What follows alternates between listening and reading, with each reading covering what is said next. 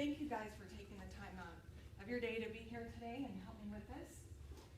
We're going to be talking about the worksite leader and as it applies to a worksite leader in the oil field. Okay. So after completing this course, you're going to comprehend the expectations of a worksite leader. You'll easily implement the safety tools and describe operational safety as it exists in the workplace. And you'll describe the 4 steps of the work cycle. So welcome to our course. This is going to be pain-free, I assure you, and you'll learn what you need to take back into the job. So what is a worksite leader? We'll also discuss that. What you need to do for job preparation, for safety preparation, work execution, and work closure at the end of the day. And anywhere you see this worksite leader logo, that's when you know you can approach another worksite leader for advice, or your subordinates will also know that you're a worksite leader if they see that logo on your hard hat. Okay? All right, so what is a worksite leader? Well, the worksite leader is the designated person who's responsible for the safe work practices and effective execution of work. They provide work direction for contract workers, work crews, and it is their primary contact. So you are their primary contact as a worksite leader.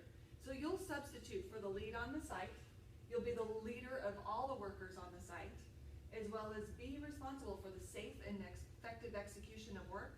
And through this course, you're going to hear me say that over and over and over, because you will be responsible for the safe and effective execution of work on the work site. And you'll understand the full day's scope of the day's work, including SIMOPS. Everybody know what SIMOPS is? SIMOPS is the integrated application of jobs on one well pad. So if you have multiple contractors show up, all of you have to work together in order to get that job done. So I want you to focus on the highest standard one can expect is the lowest standard set. So if you tell your kids that you're good with the D average on their report card, they're probably some kids will shoot for a D average. I know mine would.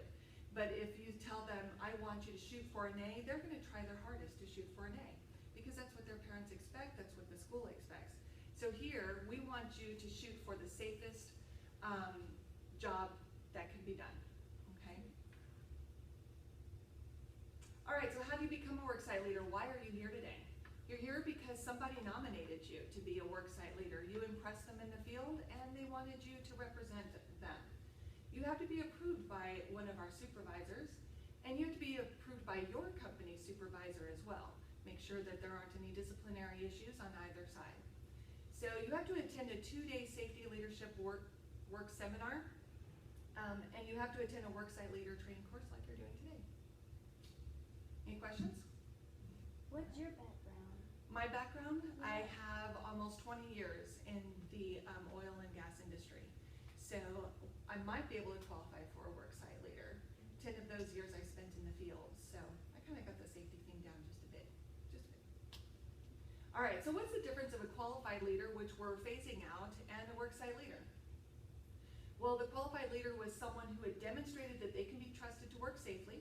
So we give them a little sticker on their hard hat and said, you're qualified, you're a Q. And according to all policies and procedures, without ongoing supervision. So they didn't have to have someone hovering over them to make sure that they could do their job.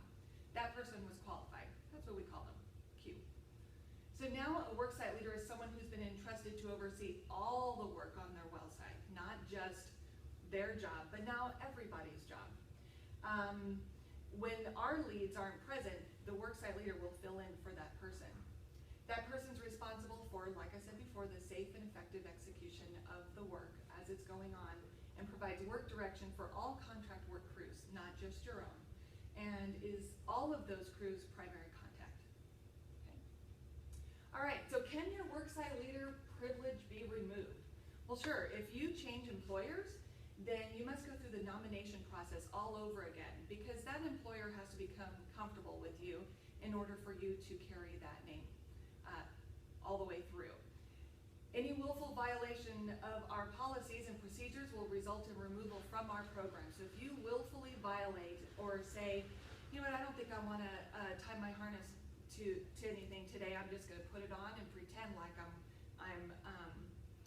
tied down, then that would be a willful violation of any of our procedures. Any willing safety violation, like I said, will result in removal of the program, and any encouragement of others to violate our policies would also remove you. So if you asked someone, hey, you know what, we really need to get that done, but we can't, I can't do it because if somebody sees a worksite leader performing that and it's unsafe, I could get my qualification taken away. So would you do this for me? Will you go violate that safety policy? So if you do that, you can actually be removed from the program. All right, so are these safety violations? Mm-hmm. Why do you think that? Well, the ladder's not tied off. Right, the ladder's not, well, that guy's holding it, right? Yeah. And that lady, I'm not sure if she's already wearing a neck brace. Uh-huh. It could be part of her scarf or something, but I'm not sure if I'd want to walk by it No. if I was already wearing a neck brace. All right, how about this one? Oh, yeah. Right.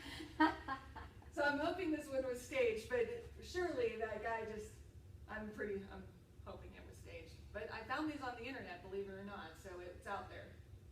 Okay, here's one more. Yeah, I've seen that. Yeah, this one's been around a while. I Yeah. haven't seen that one. The wheels are chalked, so what's wrong with that? Well, those 4x4s aren't just like a jack. Right. The 4x4s aren't, I don't think they're secured on this side whatsoever, so they could easily slip. Yikes. Right. All right, one more. Yeah. So, Oh, man. so I like to liken this one to, do you remember in elementary school, and maybe I'm showing my age, but they would give us a piece of paper, poke a hole through it, and then we'd go look at the eclipse? Yep. I'm thinking this is something like that effect, but maybe not. Pretty But we- ingenious. Pretty ingenious, right? Yes. Flammable. Right. But it looks like it's a coded page, so we might be okay. Oh, well. All right, so what's a leader? A leader is defined as a caring and accountable person who guides others towards a common goal, showing their way by guidance, persuasion, direction, and or setting the example. So leadership accountability is the willingness to own and answer for outcomes resulting from behaviors and actions. So what does it look like? Well, we like to say it looks like you're going to stand up and say, I'll do it. Pick me. The ability to prioritize between individual, team, and enterprise goals. Judgment around when and how to collaborate.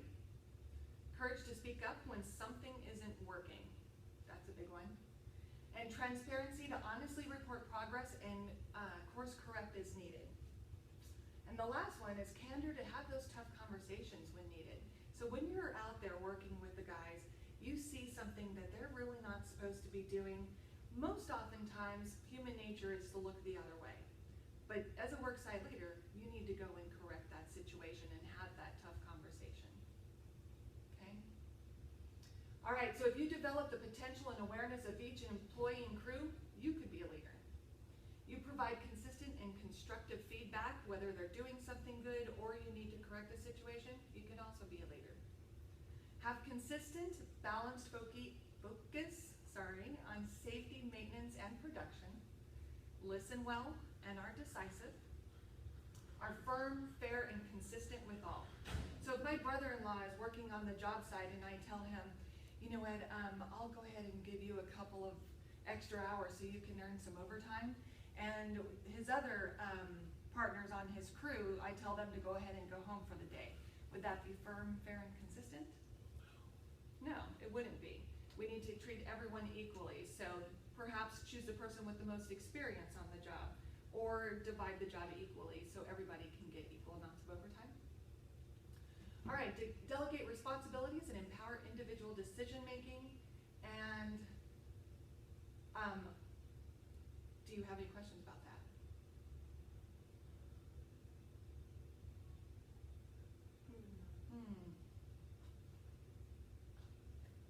I like the consistent, balanced focus on safety, maintenance, and production. Oftentimes we focus too much on production and not enough on safety and maintenance. What do you mean by empowering individual decision making? How can one be a leader and let others make decisions? It's a good question. So empowering individual decision making, I like to say that I judge myself by the people I surround myself by. So if I feel that they qualities and capabilities of performing a job, then I delegate something to them, and that empowers them and lifts them up to feel confident that they can be part of our team. So that's how I would define responsibilities and empower individual decision-making. Let them figure it out. I trust them. Oftentimes, pardon me? It's a good way for them to learn. Absolutely, great way for them to learn. And if you're a micromanager, oftentimes they don't learn. And then they wait for you to give them instruction. And in our industry, you just really can't wait oftentimes for them to make corrective action. They have to be confident enough to do it on the spot. So, good question. All right, so let's go through a knowledge check. So this is where I ask you, you had downloaded the Turning Points application on your phone. So if you'll just pick up your phone and let's go through these questions together. So are you accountable for the safe and effective work execution, safety of people, and the environment as a work site leader? Yes or no? A is yes, B is no. Are you accountable for the safe and effective work execution, for the safety in the people and the environment? All right? Number 2, what does accountable mean? Does it mean the willingness to own and answer for outcomes resulting from behaviors and actions? Or is it the ability to call your boss and have him deal with the issues on site? Choose A or B. All right? Next one is, as a worksite leader, do you have to be firm, fair, and consistent with all? A is no, I can give preferential treatment to those I feel are doing a good job. Or yes, the sign of a good leader is to treat the worksite personnel as equally as possible. A or B. All right, number 4 is, can the worksite leader privilege be revoked? And how? A is yes, by any willful violation of policies and procedures, or no, second chances are given in special circumstances. A or B. Okay? Here are your answers. So on question 1, 100% of you all got